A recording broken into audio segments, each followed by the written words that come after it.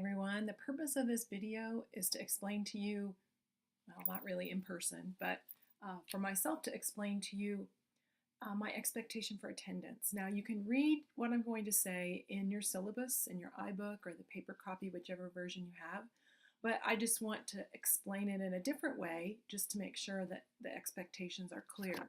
So first I want to say it is important to me for you to come to class.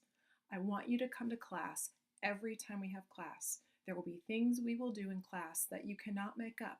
We will look at children's books, we'll talk about children's books, and there's just no way to make up that content.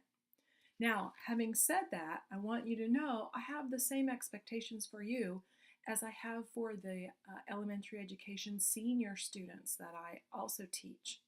And I have those high expectations for you because that's what will be expected of you when you get into your future classroom. And so keep in mind, you're at the beginning of this time of really starting to develop those skills as a professional. And I hope that my attendance policy helps to promote those skills. So having said that, I want you to come every day. I do understand that there are things that come up that are beyond your control. So first I want you to know I do take attendance every day. And your attendance is a part of your professionalism grade and a part of the dispositions rubric that is an element of our elementary education program. And I complete that rubric for you and put that into your permanent file in the teacher education program. And that follows you all the way through your upcoming semester. So this is really important stuff here. But let's say that for some reason you can't be at class. What I've built into the structure of the class is that there are three opportunities for you to have an absence and have it not count against your grade.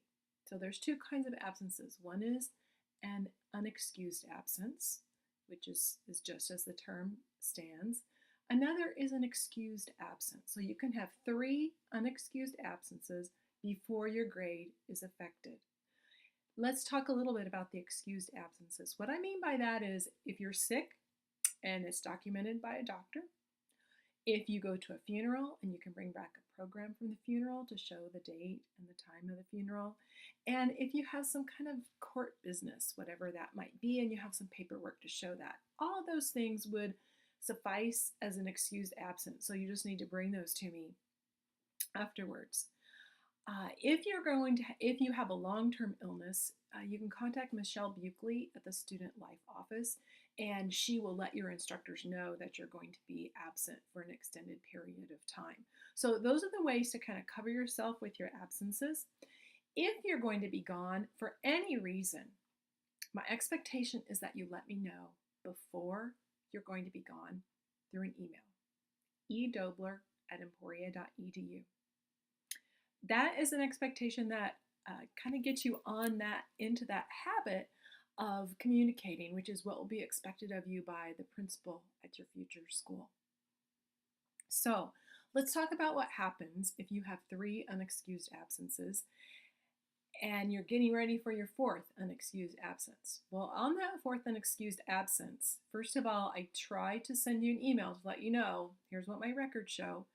And then at that point, your final grade is impacted and will be dropped a level at the fourth absence. So what I mean by a level is, let's say you have a B+ in the class at your final grade, it automatically goes down to a B because of that when you get to that fourth absence. And if you have absences beyond that, it goes down one level for every absence. So your fifth absence takes you down 2 levels, sixth absence takes you down 3 levels, and I hope we don't get anywhere close to that. This same policy also applies to being late for class. And so if you have 2 tardies, those equal an absence. And I do keep track of those also. That's why I said this is important stuff and I really want you to be there. I also want you to be there the days that we have exams. So if for some reason you're not there, for any reason, sickness, funeral, court date, any unexcused absence, any reason you're not there for an exam, you can make up the exam during finals week. No loss of points, nothing that will affect your grade, but you can't retake that exam until finals week. And you and I will have to set a time for you to do that. Now, whatever the reason for you to be absent, because our assessments are submitted electronically, you're expected to submit work on time. And all of our assignments will be submitted in Canvas, and you can submit those ahead of time if you know you're going to be absent. If you're sick, do your best to try to get it in on time. If for some reason it's not going to come in on time, you need to make arrangements with me prior to the due date, and I'm willing to work with you on that.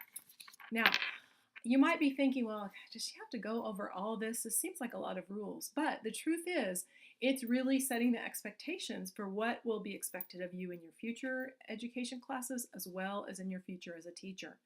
And believe it or not, I have had students who have done good or adequate work in the class, and we get to the end of the semester and they have several absences and they have not passed the class. And I certainly don't want that to happen to you. So that's why I want to be really clear up front, make sure you know what my expectations are, and everything will be great.